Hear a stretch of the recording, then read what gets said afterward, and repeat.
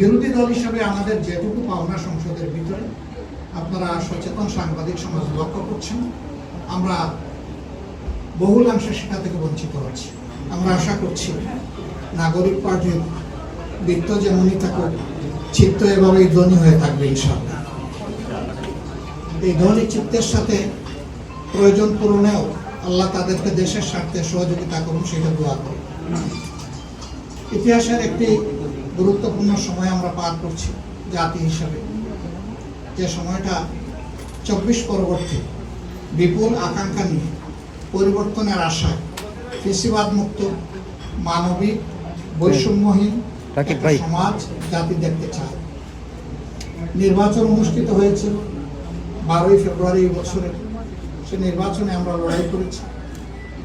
নির্বাচনে বিজয়ী ঘোষিত হয়ে এখন যারা সরকার পরিচালনা করছেন, এ ব্যাপারে নির্বাচনের ফলাফলের ব্যাপারে আমাদের যথেষ্ট রিজার্ভেশন ছিল। তারপরেও দেশ এবং জাতির বৃহত্তর স্বার্থে, গণতন্ত্রের স্বার্থে এই নির্বাচনকে আমরা ফলাফলকে মেনে নিয়েছি। সংসদের ভিতরে আমরা গঠনমূলক বিরোধী দল হিসাবে আমাদের ভূমিকা রাখার চেষ্টা করছি, কিন্তু দুঃখের বিষয় আসলে ভালোবাসা একদিক থেকে জোড়া নেয় না, দুই দিক থেকে আসতে হয়। দায়িত্ববোধ একদিকে জাগ্রত হলে হয় না। সরকারের দুইটা অঙ্গ, একটা সরকারি দল আর একটা বিরোধী দল, এছাড়া একটা দেশ চলে না। উইদাউট অপোজিশন ডেমোক্রেসি জিরো, এটা কোনো ভ্যালু নেই, জিরো ভ্যালু ক্যারি করে। বিরোধী দল হিসাবে আমাদের যেটুকু পাওনা সংসদের ভিতরে আপনারা সচেতন সাংবাদিক সমাজ লক্ষ্য করছেন, আমরা বহুলাংশে সেটা থেকে বঞ্চিত হচ্ছি। শুধু সংসদের ভিতরে কেন, বাইরেও যে বৈষম্যের বিরুদ্ধে আমাদের যুব সমাজ এবং তাদের ডাকে সাড়া দিয়ে গোটা দেশবাসী একটা দানবীয় সরকারের বিরুদ্ধে ঝাঁপিয়ে পড়ল, সেই বৈষম্যটা আরো পাকাপোক্ত হচ্ছে বলে এখন আমাদের কাছে মনে হয়। 300 আসনের সাজানোই দেশ, যেখান থেকে সরকারি দলের সদস্যরা তারা নির্বাচিত হয়ে এসেছে, সেখানে এ পর্যন্ত ফান্ডের এলোকেশন যা দেওয়া হয়েছে তার ধারে কাছে বিরোধী দলীয় সদস্যদের দেওয়া হয়নি। ট্রেজারিটা তো কোনো দলের না। এবং তারা বলেছিল তারা যদি সরকার গঠন করেন বৈষম্য করবেন না, সুষম উন্নয়নে হাত দেবেন।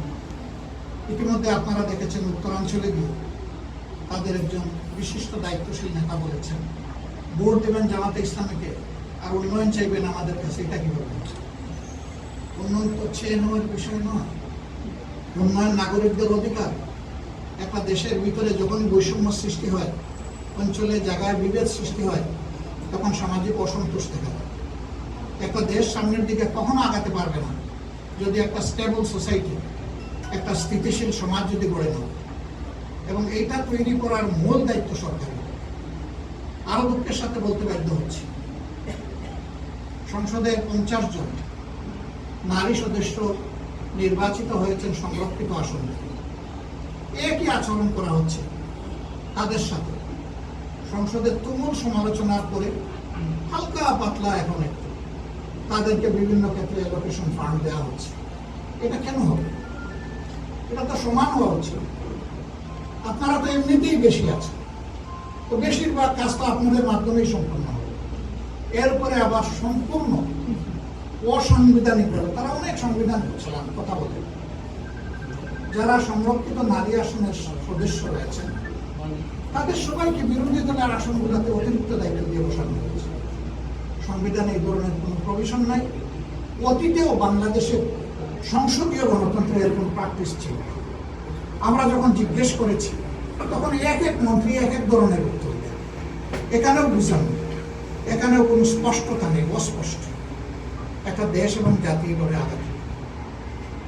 সবচেয়ে বড় ইস্যু, এদেশের 70% মানুষ একটা কার্যকর পরিবর্তনের আশা গণভোটে হা বললো, ভোট দিল। এটা তারাও চাইলেন, আমরাও চাইলাম। কিন্তু ইলেকশনে যখনই তারা একটা বড় বিজয় যেভাবে হোক পেয়ে গেলেন, এখন তারা ওইটা ভুলে গেলেন। এখন গণভোটের রায় তারা আর বাস্তবায়ন করবেন না।